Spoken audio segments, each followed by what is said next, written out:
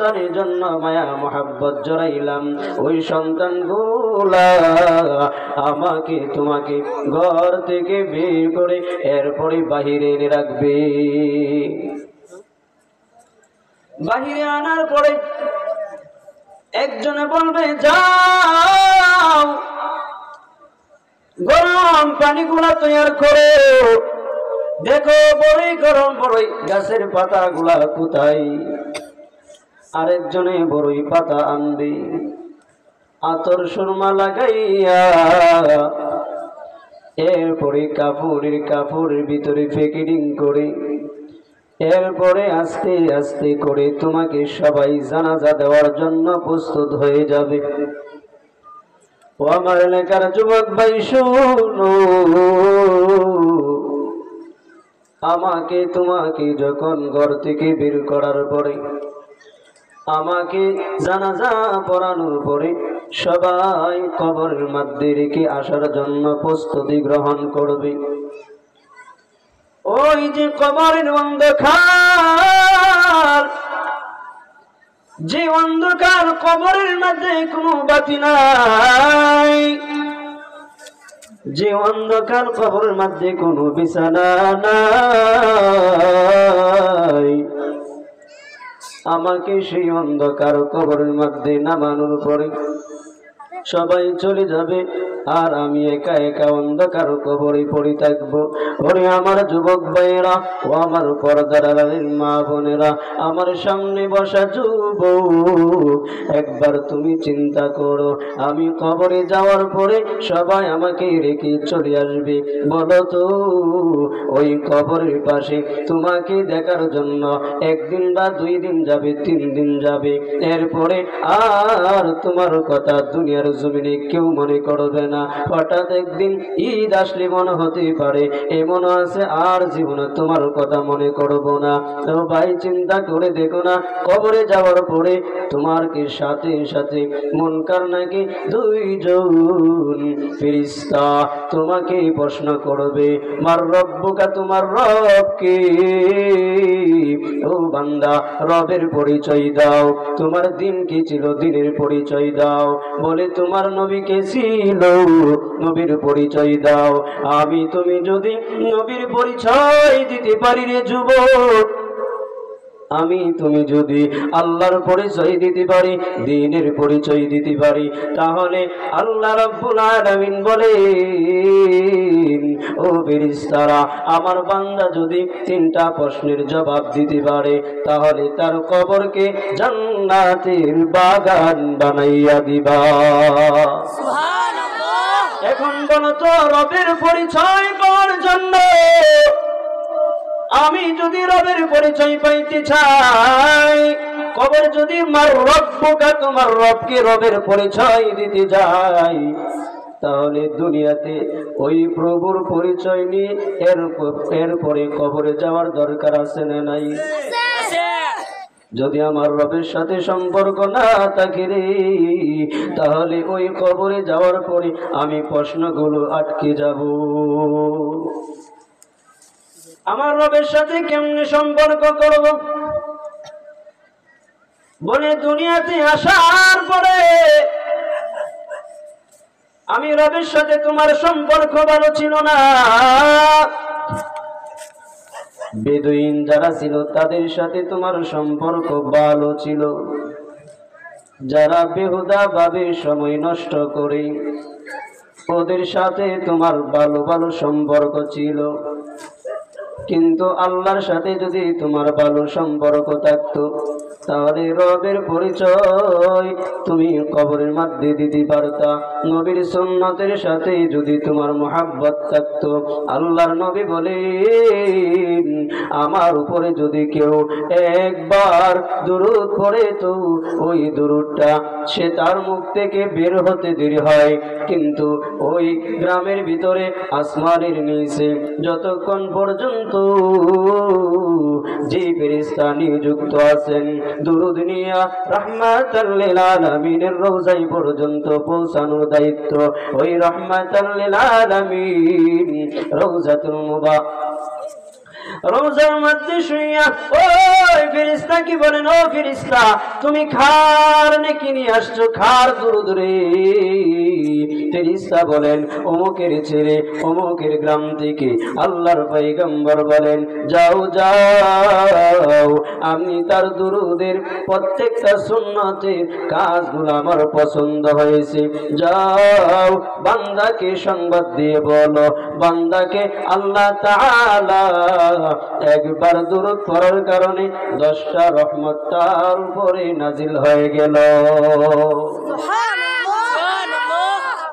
কারণ আমি যদি তুমি নবীর সুন্নাত অনুযায়ী দুনিয়াতে চলাফেরা না করি রে যুবক, কবরে যাওয়ার পরে নবীর সামনে এসে যখন দাঁড়াবে, আমার তো নবীর সাথে কোনো সম্পর্ক ছিল না, নবীর সুন্নাতের সাথে সম্পর্ক ছিল না। বর্তমান জামানায় নবীর সুন্নাতের উপরে কিন্তু আমরা কেউ নাই। এই জন্য আমার আপনার ঘরের মধ্যে শান্তি নাই, আমার আপনার রিজিকের মধ্যে শান্তি নাই। বর্তমানে আল্লাহর কুদরতের মধ্যে আমরা আঘাত করার কারণে আমাদের উপরে এত পরিমাণ পেরেশানি, ওই পেরেশানিটা এখন দূর হয় না। বলে হুজুর শান্তি নাই, এত টাকা কামাই কোথায় যায়? বলে নবীর সুন্নাতের উপরে যদি চলো, তোমাকে আল্লাহ তাআলা ওই টাকার মধ্যে বরকত দিবেন। ও আমার পর্দার আড়ালের মা বোনেরা শোনো, আমার যুবক ভাইরা কে আসো এখনো প্যান্ডেলের বাহিরে, বাবারে ও আমার যুবক ভাইরা, কালকে কিন্তু ওই জায়গায় মাহফিল হবে না। কালকে কিন্তু বেলাল হুসাইন হেলালি সাহেব কিন্তু কালকে আর ওই জায়গায় বসে বসে বয়ান করবে না।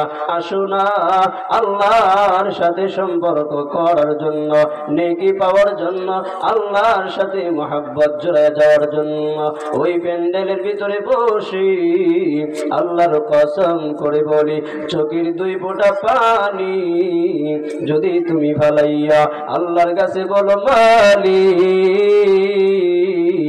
আমার জীবনে কত অন্যায় করেছি, কত অপরাধ করেছি, আর গুনাহ করব না। আসমানের মালিক তোমার কাছে ওয়াদা করলাম, আর গুনাহ করব না, আর সুদ খাইব না, আর মিথ্যা কথা বলবো না, আর ব্যভিচারী করব না, আর কোন গুনার দিকে আমি আর কোনদিন লেলিয়ে পড়ব না। আসমানের মালিক তুমি আমাকে মাফ করিয়া দাও। আল্লাহ বলেন, বান্দা বলতে দেরি হবে কিন্তু বান্দার গুনাহ মাফ করতে দেরি করব না। এই জন্য যুবক ভাইদেরকে বলি, তোমার আমার আমল কত জানো? রাহমাতাল লিল আলামিন বলেন, যৌবনকালে একটা সিজদা দিছো তো ওই সিজদাটা কত দামি জানোনি? রাহমাতাল লিল আলামিন মদিনাওয়ালা বলেন, যৌবনকালে একটা সিজদা জিব্রাইলকে জিজ্ঞাসা করেছিলেন, ও জিব্রাইল যৌবনকালের ইবাদত, যৌবনকালের একটা সিজদার কত দাম? জিব্রাইল বলেন, ও পয়গম্বর আপনার যৌবনকালের একটা সিজদা কত দাম জানেননি? বলে কেমন? জিব্রাইল বলেন, ও পয়গম্বর যৌবনকালে যদি বান্দা একটা সিজদা দেয়, ওই সিজদার নেকিগুলা আমি জিব্রাইল গণেও শেষ করতে পারি না। এই জন্য নেক আমলের কত প্রয়োজন। রাহমাতাল লিল আলামিন বলেন, উম্মত সাবধান সাবধান, নেকি ছাড়া কবরে আসবে না। কারণ তোমার নেকি যদি না থাকে কবরের মধ্যে তুমি আটকে যাবে। আমি নবীর সুন্নাতের উপরে যদি পাবন্দি করতে পারো, আমি নবী তোমাকে শাফায়াত করে এরপরে জান্নাতে নিব। নবীর সাথে সম্পর্ক দরকার আছে না নাই? কারণ রাহমাতাল লিল আলামিন বলেন, একবার নয় কোন উম্মত যদি আমার উপরে প্রতিদিন 10 বার দুরূদ ইব্রাহিম পড়ে, 10 বার যদি দুরূদ ইব্রাহিম পড়ে, আমার ওই উম্মতকে যতক্ষণ পর্যন্ত আমি নবীর সাথে জান্নাতে না নিব, ততক্ষণ পর্যন্ত আমি নবীর শান্তি লাগবে না। সেই নবীর উপরে দুরূদ পড়ো। শিবলি রহমাতুল্লাহি আলাইহি একজন বড় বুজুর্গ কানাই কাবার মধ্যে তওয়াফ করতেছেন। তওয়াফ করা অবস্থায় শিবলি রহমাতুল্লাহি আলাইহি তাকায়া দেখি একজন যুবক লাব্বাইক আল্লাহুম্মা লাব্বাইক লা শারীকা লাকা লাব্বাইক ইন্নাল হামদা ওয়ান নি'মাতা লাকা ওয়াল মুলক লা শারীকা লাকা লাব্বাইক। ওই দোয়াটা তওয়াফের মাঝে পড়তে হয়, কিন্তু শিবলি রহমাতুল্লাহি আলাইহি তাকায়া দেখি যুবক তো ওই দোয়া পড়ে না। কি পড়ে যুবক? তাকায়া দেখে সে তওয়াফ করে আর বারবার পড়ে আল্লাহুম্মা সাল্লি আলা মুহাম্মদ, আল্লাহুম্মা সাল্লি আলা মুহাম্মদ, আল্লাহুম্মা সাল্লি আলা মুহাম্মদ। বারবার দোয়া করে রে যুবক, বারবার তোমার ওই তওয়াফের মাঝে দুরূদ পড়ে। শিবলি রহমাতুল্লাহি আলাইহি তাকায়া দেখে কি ব্যাপার, যুবক যেটা পড়ার দরকার ওইটা তো পড়ে না, বারবার দুরূদ ইব্রাহিম পড়ে। কারণ কি? এবার আল্লাহর ওলি ডাকতে মনে করে, যুবক কি ব্যাপার, তুমি তো তওয়াফের মাঝে আল্লাহর নাম নিয়ে তওয়াফ করবা, কিন্তু ওই জায়গায় নবীর দুরূদ পড়ার কারণ কি? যুবক ডাক দিয়ে বলেন, ও বুজুর্গ আপনি জানেন না ওই দুরূদে ইব্রাহিম পড়ি, কারণ হলো ওই দুরূদ ইব্রাহিমের ভিতরে এমন বরকত, যে বরকত যদি আপনি শুনেন আপনিও দুরূদ পড়তে বাধ্য হবেন। কারণ দুরূদের মধ্যে কত লাভ। আল্লাহর পয়গম্বর বলেন, ও আমার যুবক ভাইরা, ও আমার পর্দার আড়ালের মা বোনেরা, সারাদিন যায় একবার নবীর উপরে দুরূদ পড়ার মতন আমার সময় থাকে না, একবার জিকির করার মতন আমার কাছে সময় থাকে না। মুফাসসিরিনে কেরাম বলেন, শুধু মুফাসসিরিনে কেরাম বলে এরকম না, রাহমাতুল লিল আলামিন বলেন, আমরা যারা কাজ করি, কাজে যাওয়ার পরে একটা ক্লান্তি আসে, ওই ক্লান্তির ভিতরে বারবার যদি ইস্তিগফার পড়ো, ইস্তিগফার পড়তে দেরি হবে, তোমার শরীরে যে একটা ক্লান্তি ছিল ওই ক্লান্তিটা আল্লাহ রাব্বুল আলামিন ওই ক্লান্তিটা দূর করে দিবে। সময় চলে যাইতেছে, কিন্তু আমি দুরূদ ইব্রাহিম যে পড়ব, ওই দুরূদ ইব্রাহিম পড়ার মতন আমার কাছে সময় নাই। বুজুর্গ এবার জিজ্ঞাসা করেন, কি ব্যাপার, বারবার দুরূদ পড়ো, বারবার দুরূদ পড়ো। এবার যুবক ডাক দিয়ে বলেন, ও বুজুর্গ আমি বারবার কেন দুরূদ পড়ি আপনি জানতে চাইতেছেন? আমার আব্বাকে নিয়ে হজের মৌসুমে হজে যাব, এই মুহূর্তে আমার আব্বাকে নিয়ে যখন বাগদাদ শহরে আসলাম, বাগদাদ শহরে আসার পর আমার আব্বা অসুস্থ হয়ে পড়লেন। অসুস্থ হওয়ার পরে আমার আব্বাকে আমি সযত্ন সহকারে আমার বাবার সাথে ছিলাম। আমার বাবা যখন অসুস্থ হয়ে পড়লেন, অসুস্থ হওয়ার পরে হালকা একটু ঝড়, কত ঝড় আসছে রে, ওই জায়গায় কেউ ছিল না, আমার বাবা আর আমি একা। এই জন্য আমি চিন্তিত ছিলাম। বুজুর্গ বারবার তাকে প্রশ্ন করেন, কেন ওই সময় কি কোনো মানুষ ছিল না? বলে না, ওই সময় কোনো মানুষ ছিল না, আমি একাই ছিলাম। বুজুর্গ যখন প্রশ্ন করার পরে এবার যুবক ডাক দিয়ে বলেন, আল্লাহর ওলি আমার আব্বাকে যখন আমি একা পাইলাম, কিছুক্ষণ পরে 1, 2, 3 দিনের সময় আমার আব্বা ওই জায়গার ভিতরে আল্লাহর ডাকে সাড়া দিয়া দুনিয়া থেকে আমার বাবা চলে গেছে। এবার আমি একা হয়ে গেলাম, কেউ নাই আমার বাবার পাশে যে দাঁড়াবে এমন কোনো কেউ নাই। আমি একা একা আমার বাবাকে লইয়া বাগদাদ শহরের মধ্যে আমি যখন আমার বাবাকে লইয়া লাশ লইয়া একা একা পড়ে রইলাম, কিছুক্ষণ পরে তাকায়া দেখি আমার বাবার চেহারাটা সুন্দর ছিল, কিন্তু কিছুক্ষণের মধ্যে আমার বাবার চেহারাটা পরিবর্তন হয়ে গেল, কেমন যেন বিশ্রী একটা আকৃষ্ট হয়ে গেল, শকুনের চেহারার মতন দেখা যায়। আমি চিন্তিত পড়ে গেলাম, কি ব্যাপার, আমার বাবার চেহারাটা তো এরকম ছিল না, কেন হইল? এই চিন্তা করতে করতে আমার বাবার পাশে রাত্রিবেলায় আমি ঘুমিয়ে গেলাম।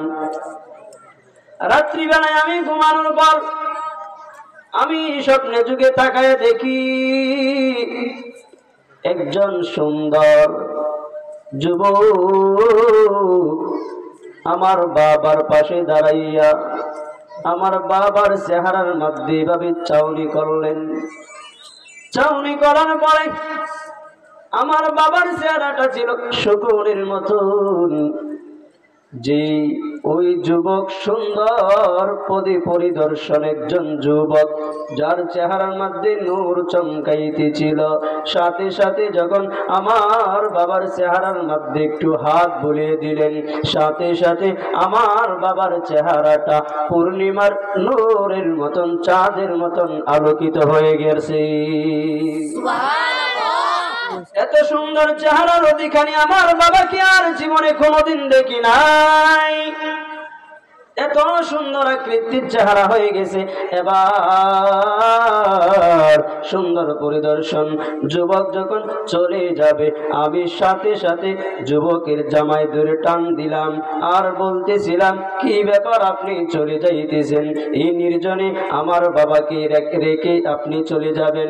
আমি ছাড়া তো আমার কোনো সঙ্গী নাই, কে আপনি? আপনার পরিচয় যতক্ষণ না দিবেন ততক্ষণ পর্যন্ত আপনার জামা আমি ছাড়ব না। ও আমার যুবক ভাইরা, শোনো, রাহমাতুল লিল আলামিন কি জন্য বারবার দুরূদ পড়ার কথা বলেছেন? আমরা কিন্তু দুরূদ পড়ি না, কারণ বর্তমানে ডিজিটাল বাংলাদেশে সন্তান এখন তো বাড়িতে হয় না, সন্তান হয় সিজারে, হাসপাতালে হয়। কারণ আল্লাহর প্রতি বিশ্বাস না থাকার কারণে আল্লাহ বলেন, যারে তোর যেটা ভালো মনে করোস আমি আল্লাহ সেটাই দিলাম। বাচ্চা পেড়ে আসছে তো দুরূদ নাই, বাচ্চা পেড়ে আসছে তো কালাম নাই, আল্লাহর কোরআনের সাথে সম্পর্ক নাই। বাবারে, ও আমার যুবক ভাইয়েরা শোনো, আল্লাহর সাথে সম্পর্ক নাই, নবীর সাথেও সম্পর্ক নাই। ওই যে যুবক আল্লাহর সাথে নয়, আল্লাহর সাথে কত সম্পর্ক, নবীর সাথেও কত সম্পর্ক ছিল। এই জন্য বলতেছিলাম, বাগদাদ শহরে ওই লোকটা মারা যাওয়ার পরে, একা পড়ে রইলেন। এমন অবস্থায় পরিদর্শন সুন্দর, চাঁদ নয়, চাঁদের থেকেও সুন্দর, এত সুন্দর অধিকারী কে যেন জামাই ধরে টান দিয়ে বলেন, আপনার পরিচয় না দিলে আমি আপনাকে ছাড়ব না। এবার যুবককে ডাক দিয়ে বলেন, আমার জামাটুকু ছাড়ো। বলেন, না, আপনার জামা আমি ছাড়তে পারি না, আপনার পরিচয় দেন। বলে, আমার পরিচয়, আমি হলাম রাহমাতাল লিল আলামিন। আল্লাহু আকবার। আমাকে তুমি চিনবা না, আমি হলাম রাহমাতাল লিল আলামিন, দু জাহানের বাদশা নবী। রাহমাতাল লিল আলামিনের পরিচয় দেওয়ার পরে যুবকের চোখ দিয়ে পানি এখন বলেন রাহমাতাল লিল আলামিন এই নির্জনে আপনি কেমনে জানলেন আমার বাবা ওই জায়গায় মারা গেছেন? রাহমাতাল লিল আলামিন বলেন শোনো, তোমার বাবা ওই জায়গায় মারা গেছেন এটা আমি জানি। কেমনে জানো? তোমার বাবার একটি আমল ছিল, দৈনিক 300 বার আমি নবীর নামে দুরূদ পড়তো। তোমার বাবা দৈনিক 300 বার দুরূদ পড়তো আমি নবীর নামে, কিন্তু আজকে সারাদিন হয়ে যায়, রাত চলে যাইতেছে, এখনো পর্যন্ত তোমার বাবার দুরূদটুকু আমার রোজায় পৌঁছতেছে না। যে ফেরেশতা নিয়োজিত আছেন দুরূদ নিয়ে নবীর রোজায় পৌঁছাইবে, ওই ফেরেশতাকে রাহমাতাল লিল আলামিন বলেন কি ব্যাপার, আমার আদরের উম্মতের অমুক উম্মতের দুরূদ তো এখনো পর্যন্ত পৌঁছে নাই। ও আমার বাবারা শুনো, পর্দার আড়ালের মা বোনেরা শুনো, যদি তুমি দুরূদে ইব্রাহিমের আমলটুকু করো, আল্লাহর কসম তোমার জীবনে কোনোদিন অভাব হবে না, তোমার জীবনে কোনোদিন পেরেশানি ভিতরে ঢুকবে না। আল্লাহ তাআলা দুরূদের বরকতে তোমার সব কিছুর মাঝে আল্লাহ বরকত দিবেন। তোমার বাবা 300 বার দুরূদ পড়তো, আজকে যাই নাই, এই জন্য আমি নবী আসছি। আল্লাহর নবী রাহমাতাল লিল আলামিন যখন হাত বুলায় দিলেন, এবার চলে গেলেন, রাহমাতাল লিল আলামিনকে ছেড়ে দিলেন। রাহমাতাল লিল আলামিন সংবাদ দেওয়ার পরে ওই যুবক শিবলি রহমাতুল্লাহি আলাইহির কাছে বলতেছেন, এরপরে সকাল বেলায় যখন হলো, সকাল বেলায় দেখি মানুষের অভাব না,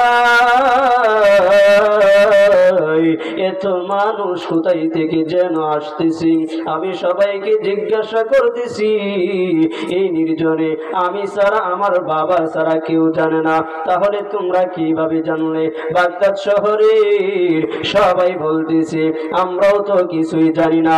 তবে কে যেন শেষ রাত্রে ডাক দিয়ে বলেন, যদি গুনাহ মাফ করাইতে চাও, অমুক জায়গায় আমার এক আদরের বান্দা অন্ধকার কবরের যাত্রী হয়ে গেছে, আমি আল্লাহর কাছে হাজিরা দেওয়ার জন্য চলে আসছে, যাও যাও, গুনাহ যদি মাফ করাইতে চাও আমার ওই বান্দার জানাজায় শরীক হইয়া গুনাহগুলা মাফ করাইয়া আসো।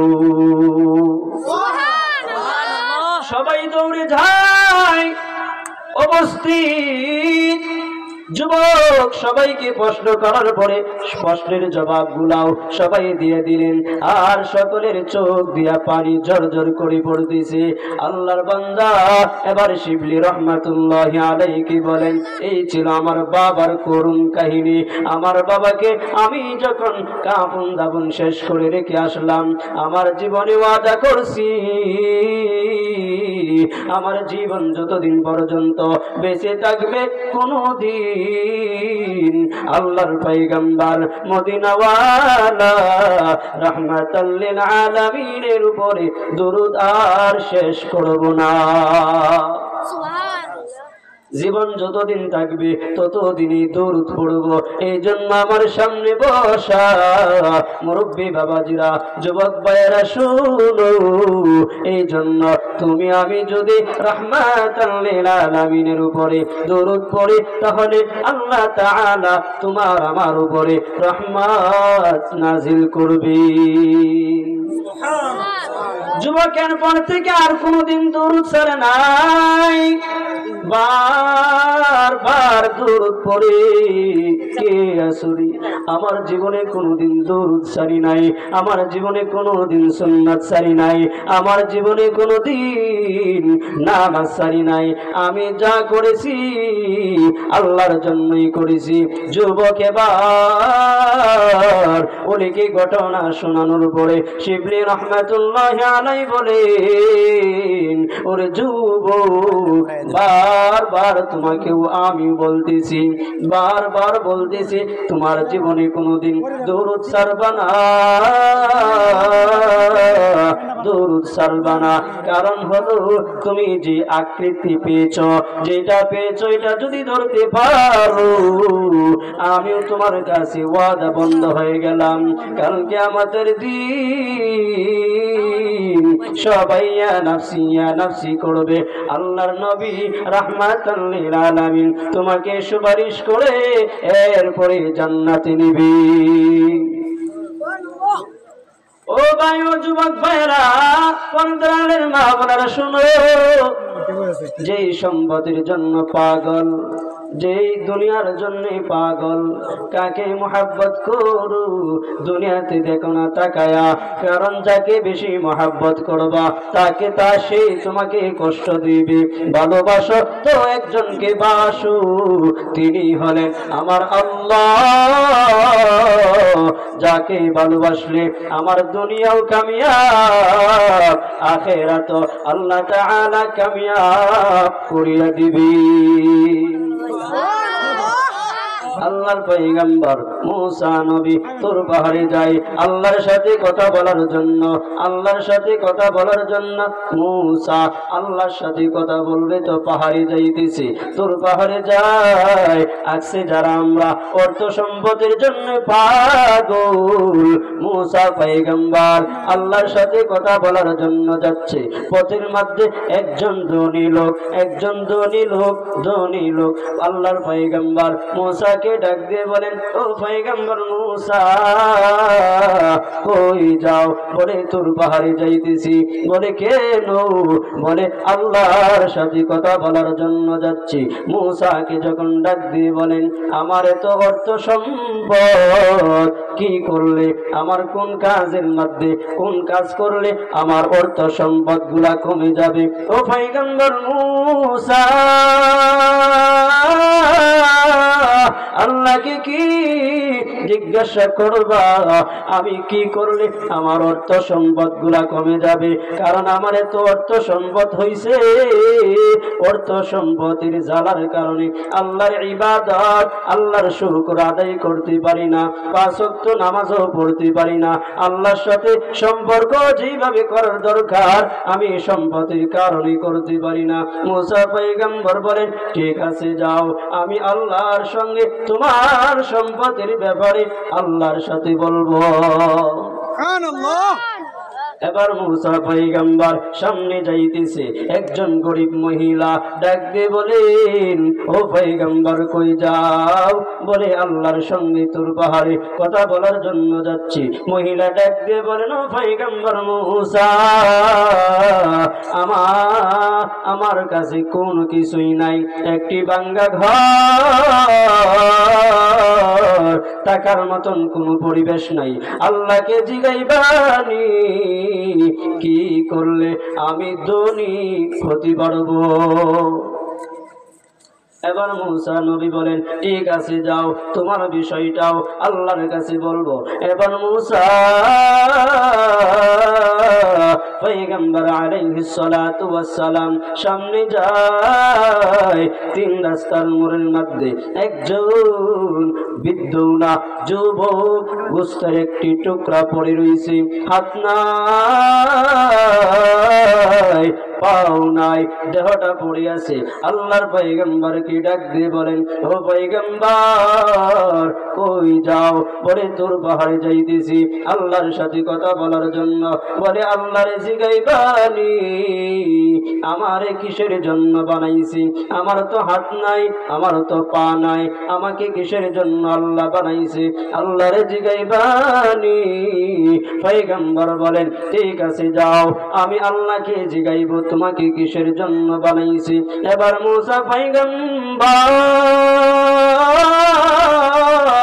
আল্লাহর সঙ্গে কথা বলার জন্য যখন তোর পাহাড়ে গেলেন, তোর পাহাড়ে যাওয়ার পরে এবার আল্লাহর সঙ্গে মুসা নবীর সাক্ষাৎ হয়ে গেল, কথা হয়ে গেল। এবার পয়গম্বর চলে যাবে। এবার পয়গম্বর ডাক দিয়ে বলেন, ও আল্লাহ,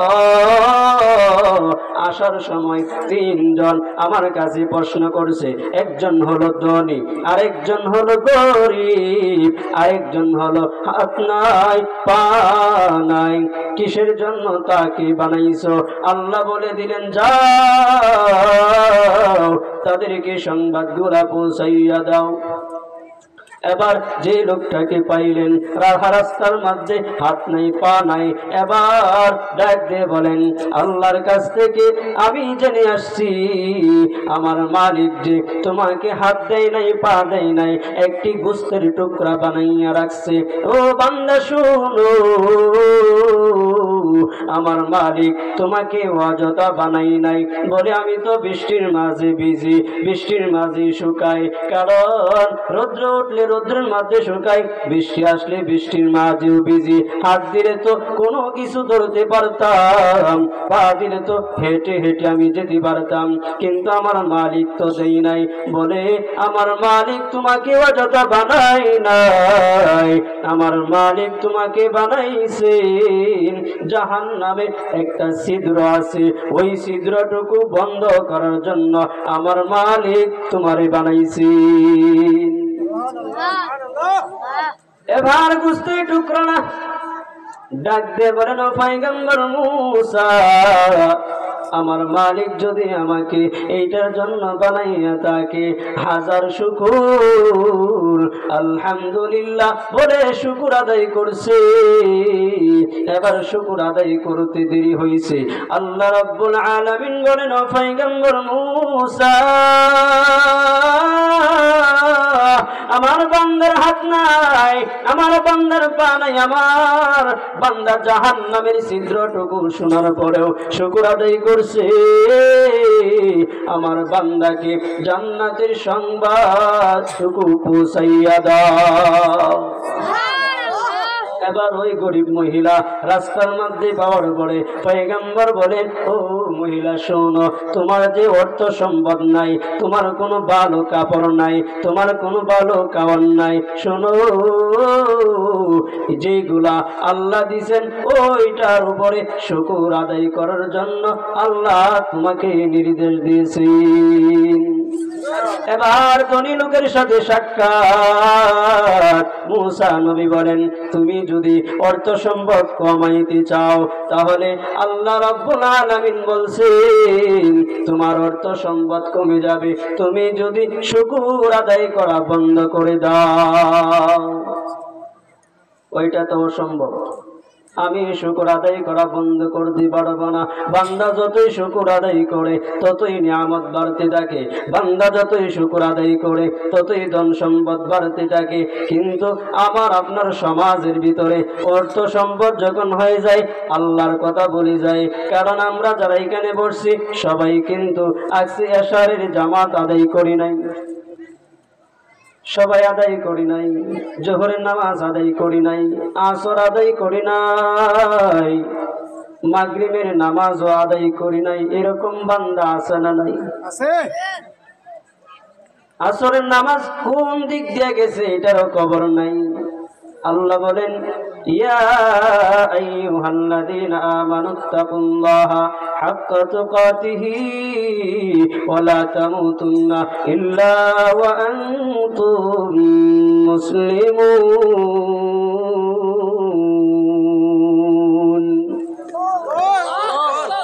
ও বান্দা, ও ইমানদাররা, তোমরা মুমিন মুসলমান না হইয়া অন্ধকার কবরে আসবা না। কত কঠিন! আমরা এরপরও আল্লাহর ভয়, জাহান্নামের আগুনের ভয় আমার আপনার ভিতরে ঢুকে না। কারণ বর্তমান সমাজে দেখা যায় আল্লাহর উপরে ভরসা নাই, যার কারণে আমাদের উপরে মুসিবত, কত মুসিবত বলে এতই পরিমাণ মুসিবত আসছে, যে মুসিবত গুলা সামনে আগায় বা দেখি তাকাইয়া দেখি মুসিবত তো আমাদের উপর থেকে যায় না। রাহমাতাল লিল আলামিন বলেন পেরেশানি থেকে যদি বাঁচতে চাও আল্লাহর সাথে সম্পর্ক করো, দেখবা আল্লাহ তাআলা সকল পেরেশানি তোমার দূর করে দিবে। আমি তুমি যতই কিছু করি না কেন, আকাশ দেখতেছেন, জমিন দেখতেছেন, গাছপালাও দেখতেছেন, ইয়াউমাইযিন তুহাদ্দিসু আখবারাহা, কিয়ামতের ময়দানে এই হাত সাক্ষী হয়ে যাবে, ওই হাতও সাক্ষী হয়ে যাবে, পাগুলা সাক্ষী হবে, কান সাক্ষী হবে, নাক সাক্ষী হবে। ও আমার যুবক ভাইয়েরা, বৃদ্ধ বাবাজিরা শুনো, পর্দার মা বোনেরাও শুনো, কাল কিয়ামতের ময়দানে তোমার হাত, তোমার পা গুলা, চোখ গুলা, কানগুলা সব গুলা আল্লাহর কাছে জবাব দেহ করতে হবে। সবাই বলবে, হাত বলতে থাকবে আল্লাহ আমার দ্বারাই এমুক কাজ করেছেন, চোখ বলতে থাকবে অমুক কাজ করেছেন, কান বলবে অমুক কাজগুলা করতেছে, সবগুলা প্রকাশ পাওয়া যাবে। এই জন্য বান্দা সাবধান, সাবধান, আল্লাহর কাছে ধরা কিন্তু আমি তুমি কে যাব। আল্লাহর কাছে ধরা খাওয়ার আগে আমি যদি পুরাপুরি ভাবে মুসলমান হতে পারি, আল্লাহ তাআলা আমার পিছনের সমস্ত গুনাহগুলি মাফ করে দিবেন। সামনে আসতেছে রমাজান, আর কয়েকদিন বাকি। ওই রমাজান মাস আসতেছে, তো রমাজান মাসের মধ্যে আমি আপনি রোজাও রাখি, গুনাহ করি। একটা হলো সিয়াম, কারণ আরেকটা হলো রোজা। কারণ আমি আপনি যারা রোজা রাখি, অনেকে সিয়াম সাধনা করে, রোজার মতন রোজা যদি না হয়, সিয়ামের মতন যদি সিয়াম না হয়, তাহলে ওই রোজা সিয়াম আমার কোনটাই পালন হলো না। বর্তমানে মানুষ সবাই রোজা রাখে, কিন্তু রোজা কিসের জন্য একবার কিন্তু আমি আপনি চিন্তা করি না। রোজা রেখে সুদ খাই, রোজা রেখে মিথ্যা কথাও বলি, রোজা রেখে গীবত গাই, রোজা রেখে মানুষের সাথে বাটপাড়িও করি, রোজা রেখে আমার হালাল উপার্জন দ্বারাই, আমি রোজা রাখছি তো হালাল উপার্জন দ্বারাই আমি যে ইফতার করব, ইফতার করার মতন আমার কাছে হালাল টাকাগুলাও নাই।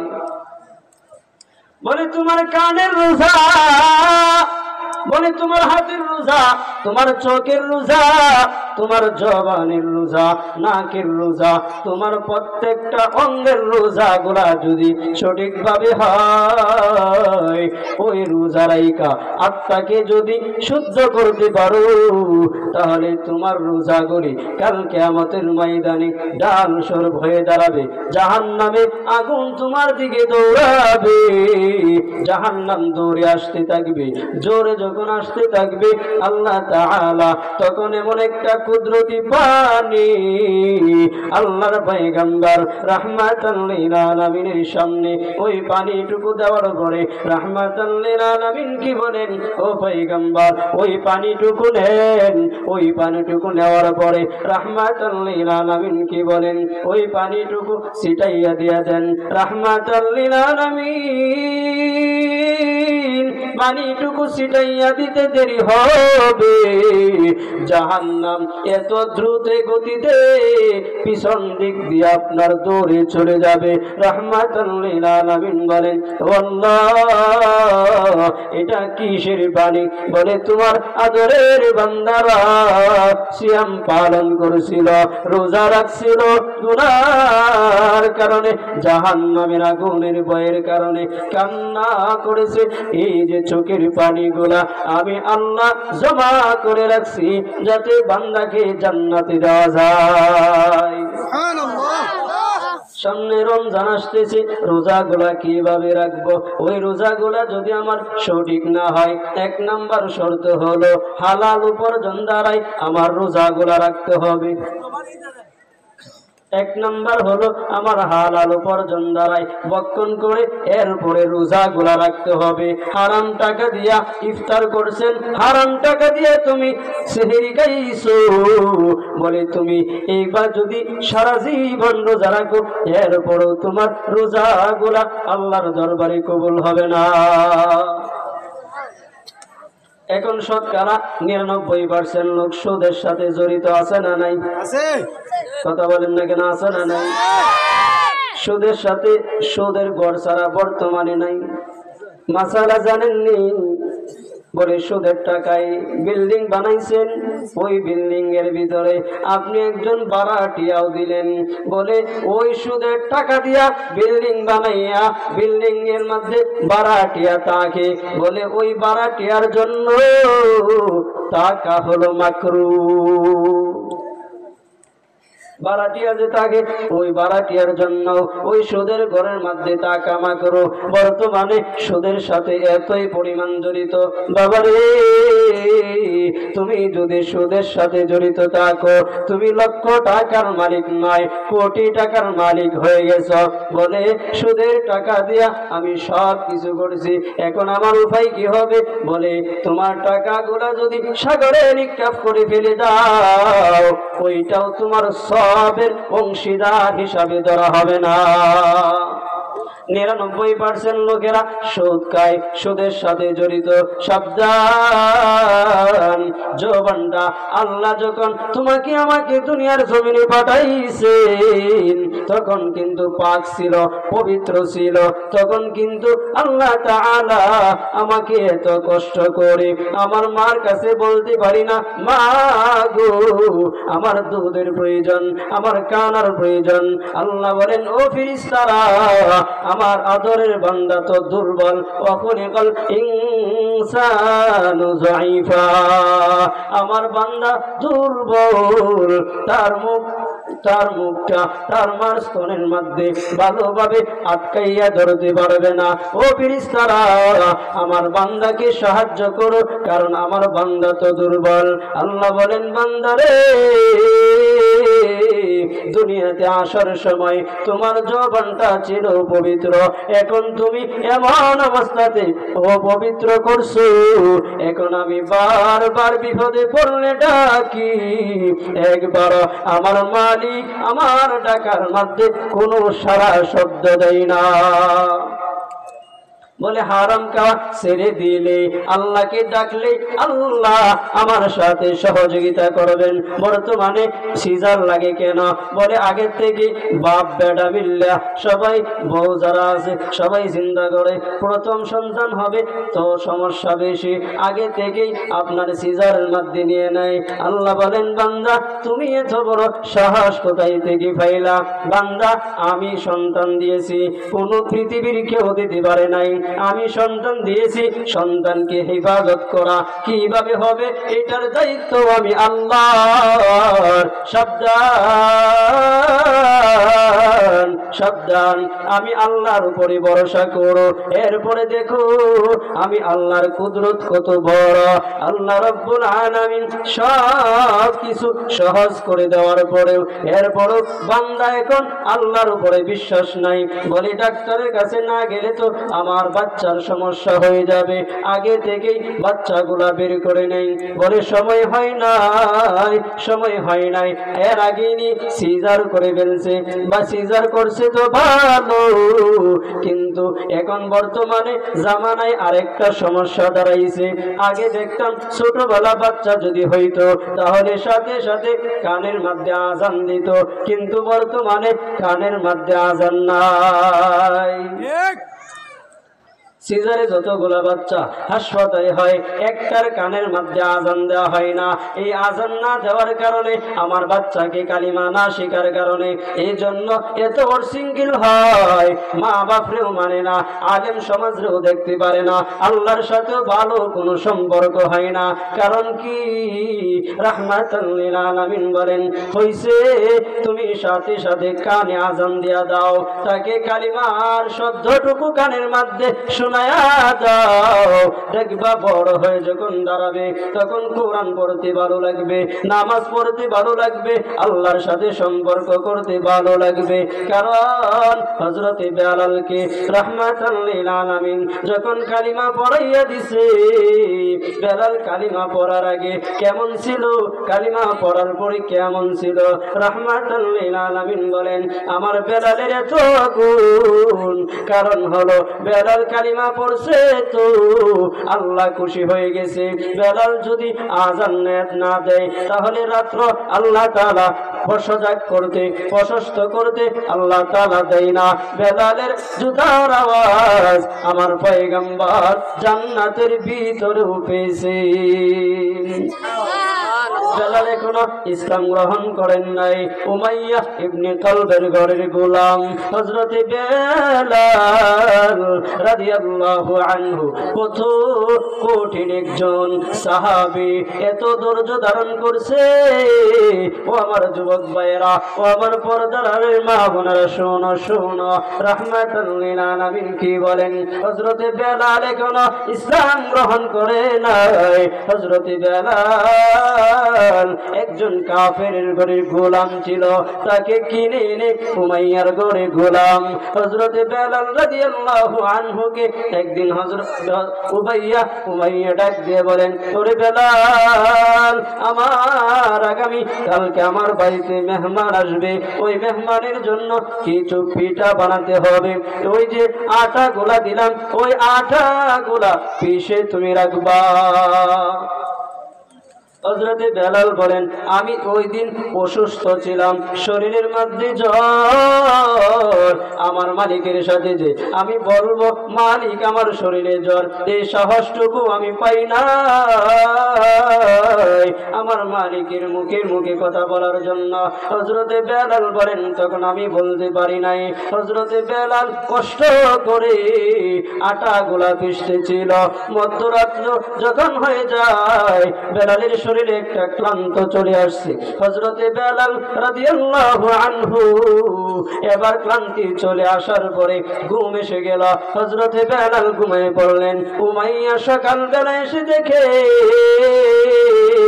বেলাল তো ঘুমাইয়া রইছে। হযরতে বেলাল ঘুমাইয়া থাকার পরে উমাইয়া যখন আসছে, ডাক দিয়ে বলেন, রে গোলামের ঘরের গোলাম, তোমাকে যে কাজ দিয়েছিলাম কাজটা কেন করো নাই? হযরতে বেলাল ডাক দিয়ে বলেন, মালিক, আমার শরীরে অসুস্থতার কারণে দেখেন, হাত দিয়ে দেখেন, আমার শরীরে প্রচন্ড জ্বর।